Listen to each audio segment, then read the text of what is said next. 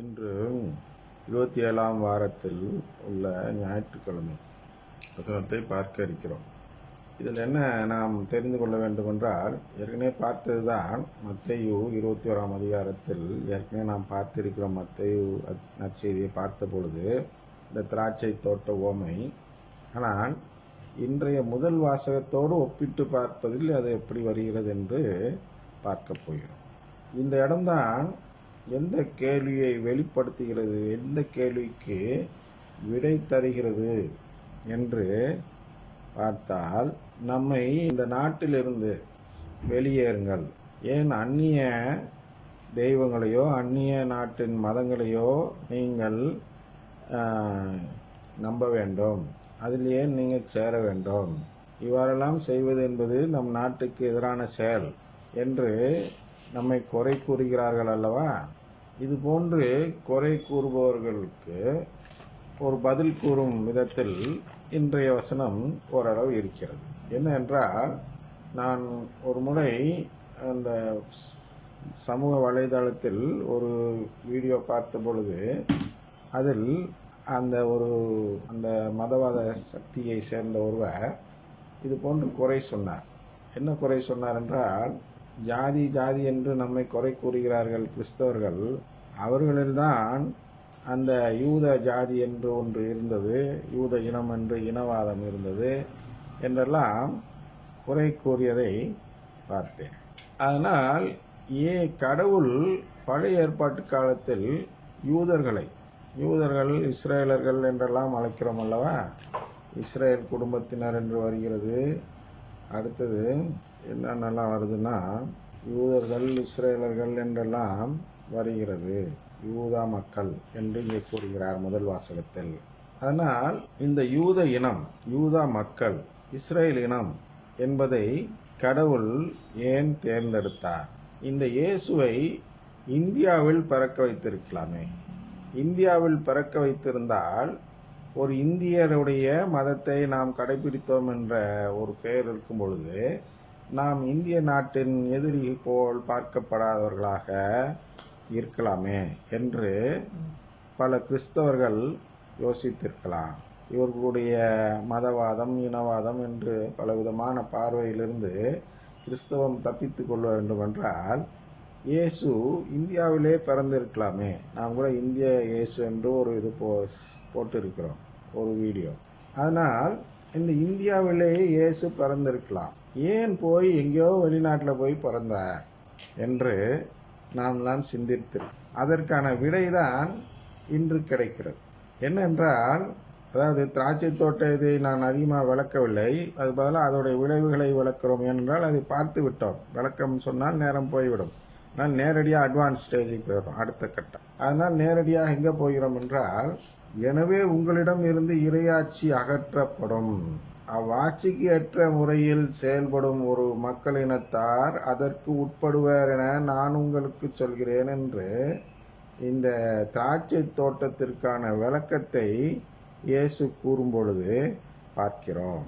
அதாவது இயேசு எந்த நாட்டிலோ எந்த இனத்திலோ பிறக்கிறாரோ அந்த இனத்தையும் நாட்டையும் அந்த இறையாட்சியிலிருந்து எடுக்கப் போகிறார். அதை தலைகீழாக பாருங்கள். யூத மதத்தை, யூத இனத்தை அவர் ஆதரிக்கக்கூடிய ஒரு சார்பு நிலை எடுக்கக்கூடியவராக இருக்கிறார் என்று பலர் பார்க்கலாம். ஏன் இந்த யூத மக்களை மட்டும் இப்படி எல்லாம் செய்தார்? அவங்க ஏன் செய்தார்னா, இயேசு பிறப்பதற்கு முன்பு யூத மக்கள் தான் கடவுளின் குடும்பத்தை நம்பினார்கள். ஆபிரகாமிடம் கடவுள் செய்து கொண்ட அந்த உடன்படிக்கையை நம்பி அதன் அடையாளமாக விருத்த சேதனம் செய்து, இன்றைக்கு திருமுழுக்கு செய்வது போல் அன்று விருத்த சேதனம் செய்து அந்த குடும்பத்தில் சேர்ந்தார்கள். அதன் பிறகு என்ன ஆகிவிட்டது என்றால், அந்த நம்பிக்கை மாறி சட்டம், கலாச்சாரம், இந்த மதவாதமாக அது மாறிவிட்டது. இப்போ எப்படி ஒரு இந்துவாக பிறக்கிறவர் இந்துவாகவே இருக்க வேண்டும், கிறிஸ்துவாக பிறக்கிறவர் கிறிஸ்துவாகவே இருக்க வேண்டும், முஸ்லீமாக பிறக்கிறவர் முஸ்லீமாகவே இருக்க வேண்டும் என்றெல்லாம் ஒரு கலாச்சாரம் வளர்ந்திருக்கிறதோ, அதை பிறப்பால் தான் நான் இந்த மதத்தில் இருக்கிறேன் என்ற நிலையில் இந்த உலகம் செயல்பட்டு கொண்டிருக்கிறதே தவிர, யாருமே தங்களுடைய மதத்தில் என்ன கூறப்பட்டிருக்கிறது, அந்த கூறப்பட்டிருக்கும் கருத்துக்களும் போதனைகளும் அதன் கோட்பாடுகளும் நமக்கு ஏற்புடையவையாக இருக்கின்றனவா அல்லது என்னுடைய எதிர்நோக்குக்கு ஏற்றதாக இருக்கிறதா என்று சரிபார்த்து யாரும் அந்த மதத்தில் இருப்பதில்லை. ஒரு இந்துவாக பிறப்பதால் இந்து என்று சொல்லிக் கொள்கிறார்கள். ஆக்சுவலாக முறையாக பார்க்க போனால் இந்தியாவில் இந்துக்கள் என்பது 1% பேர் கூட இருக்க மாட்டார்கள். அதாவது என்னன்னா, அந்த 1% பேருக்குள்ளதான் இந்து மதம் என்றால் என்ன, அதில் என்ன போதிக்கப்பட்டிருக்கிறது, அந்த கோட்பாடுகளை நாம் ஏற்றுக்கொள்கிறோமா என்று ஆராய்ச்சி செய்து பார்த்து அதன் பிறகு அந்த மதத்தை மனசார ஏற்றுக்கொண்டவர்கள் 1% கூட இருக்க மாட்டார்கள். ஏனென்றால் இங்கே இந்தியாவில் இருக்கக்கூடிய அனைத்து இந்துக்களும் யாரென்றால் இந்து மதத்தில் என்ன போதிக்கப்படுகிறது என்பதையே தெரிந்து கொள்ளாதவர்கள் தான் இருக்கிறார்கள். யாருக்குமே சைவ சித்தாந்தம் என்றால் என்ன என்று தெரியாது. பகவத்கீதையை படித்திருப்பார்கள், ஆனால் பகவத்கீதையின் சித்தாந்தம் என்ன என்று தெரியாது. அதுபோன்று தெரிந்து கொண்ட பிறகு யார் இந்து மதத்தில் சேர்ந்தார்கள் என்று யாருக்கும் தெரியாது. கோல்வாக்கர் சொன்னார். கோல்வாக்கர் எதற்காக சொன்னார்? இதை அரசியலாக்குவதற்காக சொன்னார். எதை அரசியலாக்குவதற்காக? மதத்தை அரசியலாக்கி ஆட்சியை பிடிப்பதற்காக என்று சொல்கிறார்கள் அல்லவா. சமூக வலைதளங்கள் திறக்கும் இடமெல்லாம் பாசிச ஆட்சி நடக்கிறது என்று மோடியின் ஆட்சியை குறை கூறுகிறார்கள் அல்லவா. தினமும் அவரை பொம்மையில் கட்டி இழுக்கிற காட்சியை காட்டுகிறார்கள், செருப்பால் அடிக்கும் காட்சியை காட்டுகிறார்கள், சாணி தடவி வரவேற்கும் காட்சியை காட்டுகிறார்கள். இப்படி என்னென்ன விதத்திலெல்லாம் அவரை அசிங்கப்படுத்த முடியுமோ அவ்வளவு அசிங்கங்களும் இந்த நாட்டில் நடத்தப்பட்டு வருகிறது. குறிப்பாக இப்போ போட்ட இந்த விவசாய சட்டத்தினால் இப்பொழுதுதான் என்ன உணர்ந்திருக்கிறார்கள் மக்கள் என்றால், இது ஒரு பாசிச ஆட்சி, ஏகாதிபத்திய ஆட்சி என்று சொல்லலாம். பாசிசம் என்றால் தங்களுக்கு ஏக உரிமை வேண்டும் என்ற ஒரு நோக்கத்தில் அவர் அன்றே உட்கார்ந்து சிந்தித்திருக்கிறார். யாரு? கோல்வாக்கர். அதனால் அவர் மதங்களை வரையறை செய்கிறார். அப்பொழுது இந்துக்கள் என்றால் யார் என்று வரையறை செய்யும் பொழுது அவர் என்ன அதை வரையறை செய்கிறார் என்றால், யாரெல்லாம் கிறிஸ்தவர்களாகவும் முஸ்லிம்களாகவும் இல்லையோ அவர்களெல்லாம் இந்துக்கள் என்று கொண்டு வருகிறார். ஏனென்றால் அதை கணக்கிட்டு பார்க்கிறார். என்ன கணக்கு போடுகிறார்? கிறிஸ்தவர்கள் எத்தனை சதவீதம் பேர் இருக்கிறார்கள், முஸ்லிம் எத்தனை சதவீதம் பேர் இருக்கிறார்கள், அந்த சதவீதத்தை ஒதுக்கிவிட்டால் மீதி இருப்பவர்கள் பெரும்பான்மையினராக இருந்து விட்டால் அவர்களுக்கு 3/2 பங்குக்கு மேல் ஓட்டு கிடைத்து விடுமேயானால் இவர்கள் தங்களுடைய ஆட்சியை பாசிச ஆட்சியாக மாற்றி விடலாம் என்று பாருங்கள். ஒரு மசோதாவை தாக்கல் செய்கிறார்கள். மசோதா என்றால் உங்களுக்கு தெரியாது, என்ன என்று தெரியாது.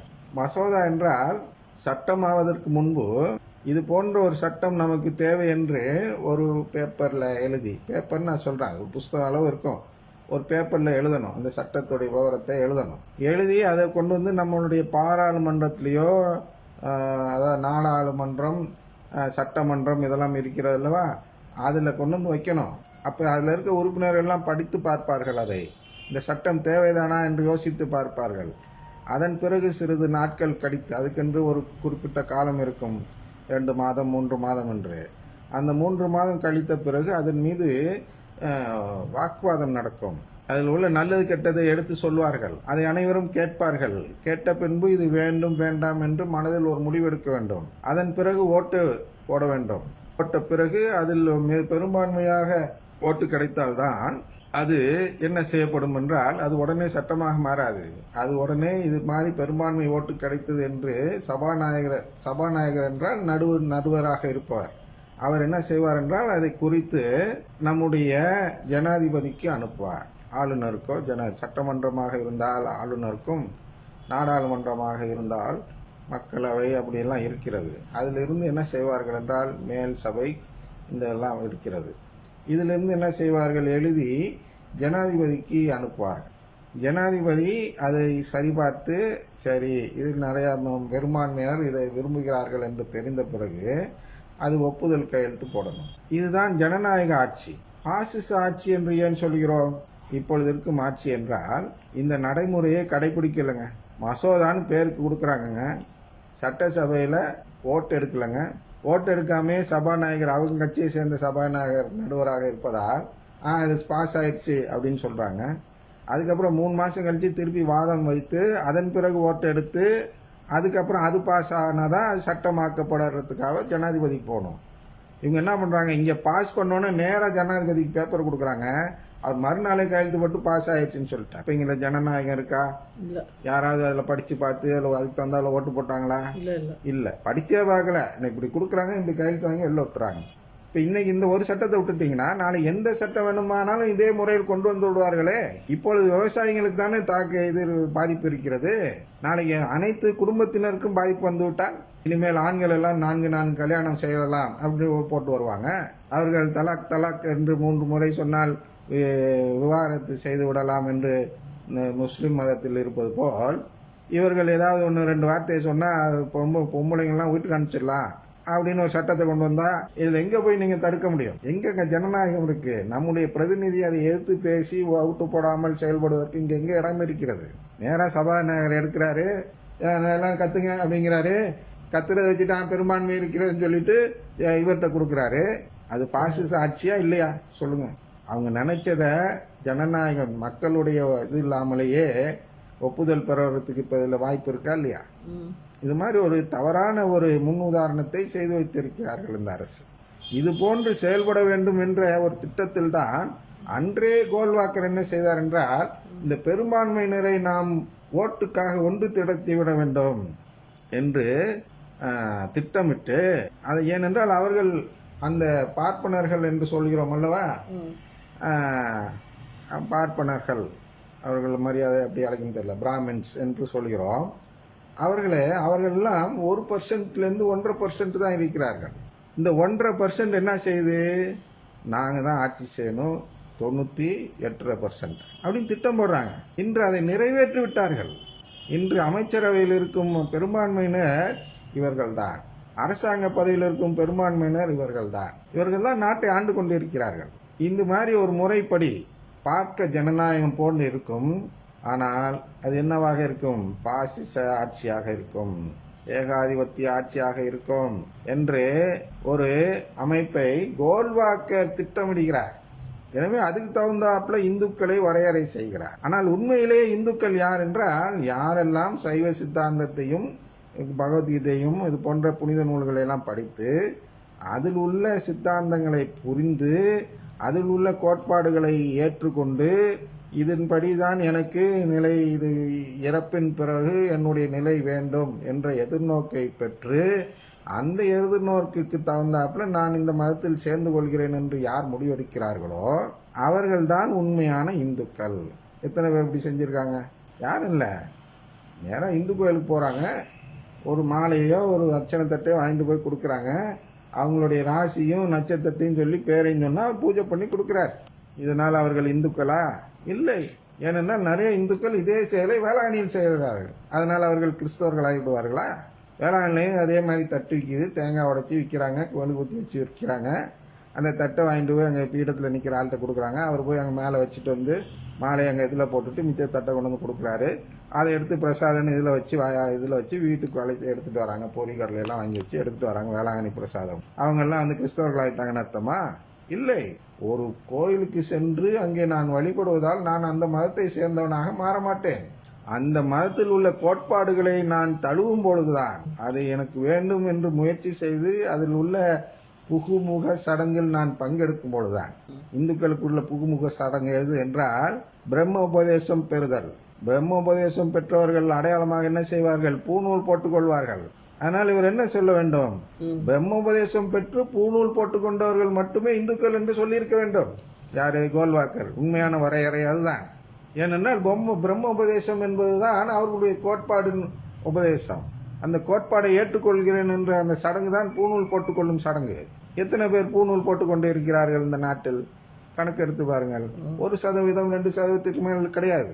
இப்படி நாம் உண்மையான வரையறையை கூறிவிட்டோம் என்றால் நாம் ஆட்சியை பிடிக்க முடியாதே, நம்மிடம் ஆட்சி இருக்காதே என்று கவலைப்பட்ட கோல்வாக்கர்